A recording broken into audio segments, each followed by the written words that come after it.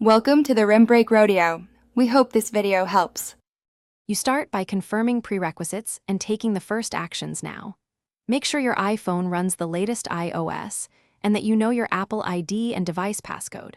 Once done, enable Face ID or Touch ID so authentication is faster. Next, decide whether to use built-in screen time locks or a third-party app locking tool. I'll show the built-in way first because it's secure and doesn't need extra downloads. You now configure screen time as an app password mechanism. Go to Settings, tap Screen Time and choose Use Screen Time Passcode. Create a 4 to 6 digit passcode that's different from your device passcode. Once set, tap App Limits, Add Limit, and pick either categories or specific apps you want locked. Set a minimal time like 1 minute so the limit triggers immediately. Make sure to enable block at end of limit so the passcode is required to reopen the app. Finish by testing and learning how to recover from issues. Open a locked app, wait for the time limit to end, and confirm you see the screen time passcode prompt.